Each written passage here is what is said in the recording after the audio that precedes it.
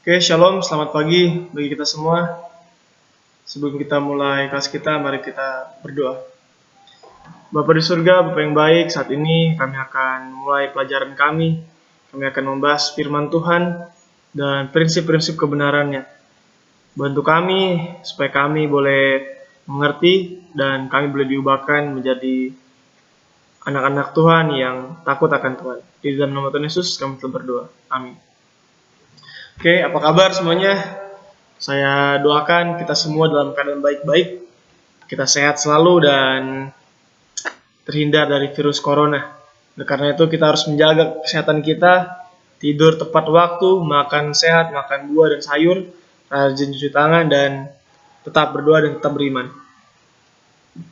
Saat ini kita akan membahas pelajaran lanjutan yang bertujuan supaya kita boleh mengerti akan prinsip-prinsip pergaulan dan memilih persahabatan yang baik dan juga menjadi pribadi yang lebih baik di dalam pergaulan kita.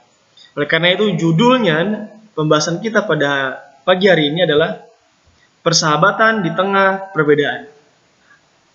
Apa saja sih perbedaan itu yang kita sering lihat?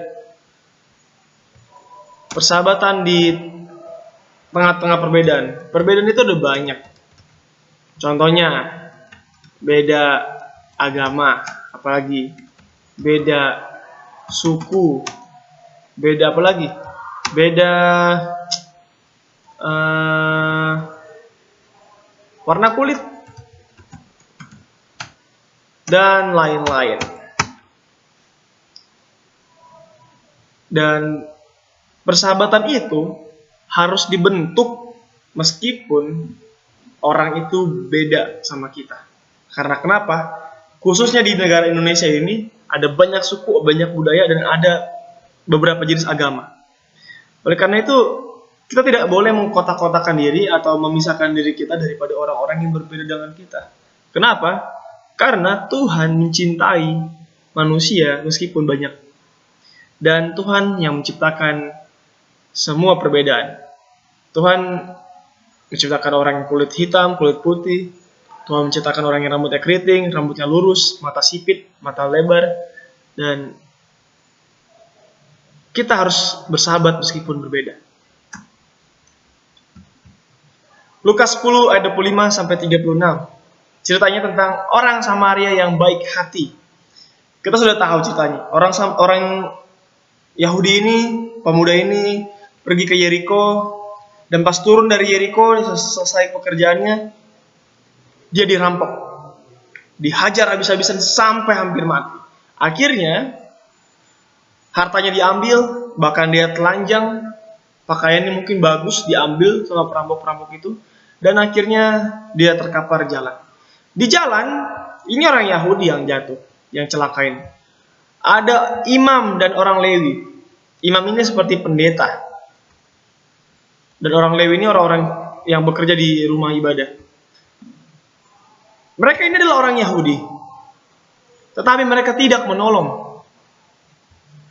Lalu lewatlah orang Samaria. Orang Samaria ini menolong orang Yahudi yang hampir mati.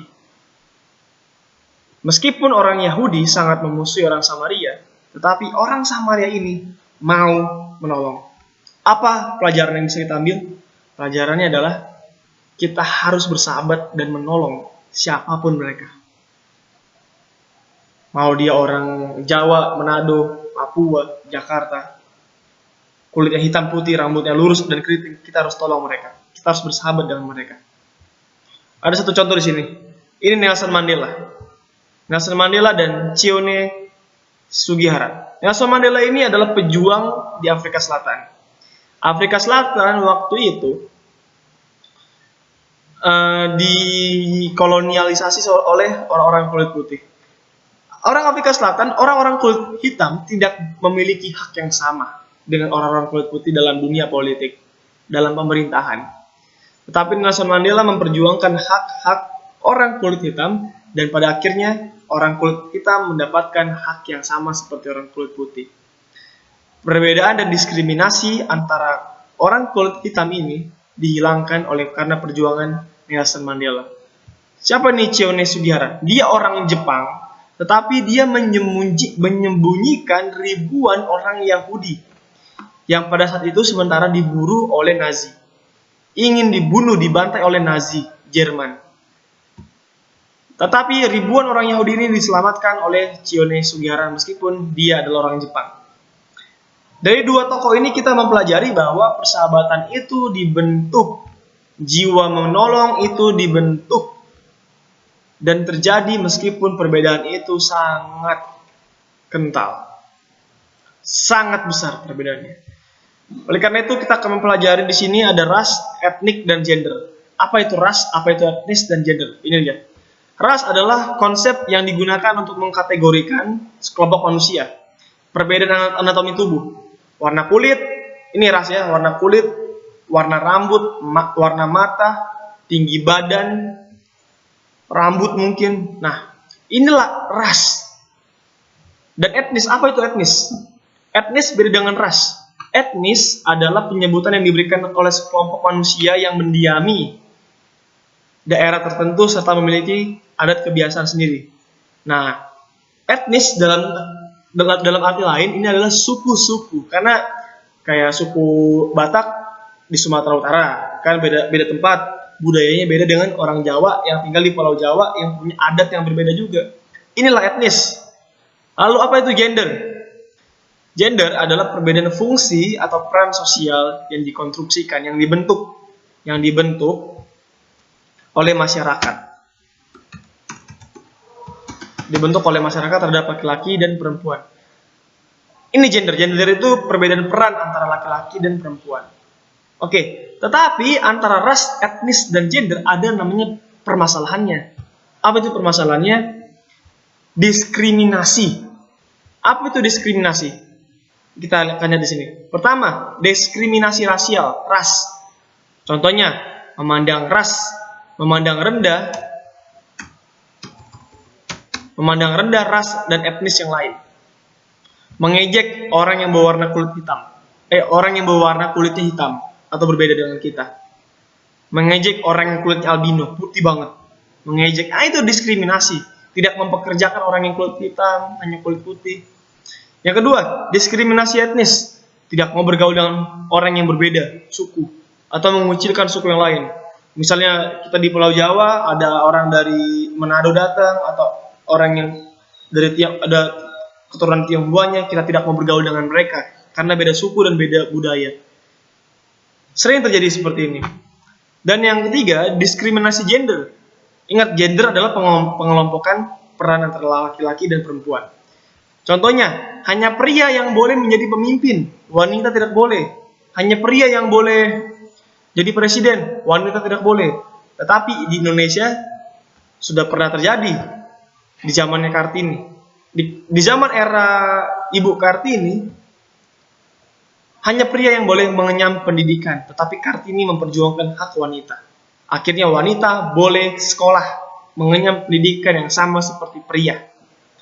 Dan bersyukur di Indonesia pun sudah terjadi. Presiden Indonesia pernah wanita. Ibu Megawati Soekarno Putri pernah menjabat sebagai presiden di Indonesia. Dia adalah wanita. Tetapi masalah diskriminasi gender masih sering terjadi di berbagai tempat. Dan inilah yang menjadi masalah-masalah antar dia di sekitar ras, etnis, dan gender. Sekali lagi saya tekankan, Tuhan menginginkan kita bersahabat, bergaul dengan berbagai macam orang. Nah, kesetaraan gender yang terakhir ya. Kesamaan kondisi bagi laki-laki dan perempuan untuk memperoleh kesempatan serta hak-haknya sebagai manusia, agar mampu berperan dan berpartisipasi dalam kegiatan politik, hukum, ekonomi, sosial, budaya, pendidikan, serta kesamaan dalam menikmati hasil pembangunan tersebut. Nah, ini dia, kesetaraan gender. Oleh karena itu, pertanyaan yang harus kita renungkan untuk mengakhiri video kita ini, pembelajaran kita hari ini, kalau kasih Allah kepada kita sedemikian besar, lalu bagaimana sikap kita yang seharusnya terhadap Dia? Apakah kita akan mengkhianatinya dengan berbuat tidak setia kepada Tuhan? Yang kedua, kita bisa baca di sini. Jika Tuhan mengasihi orang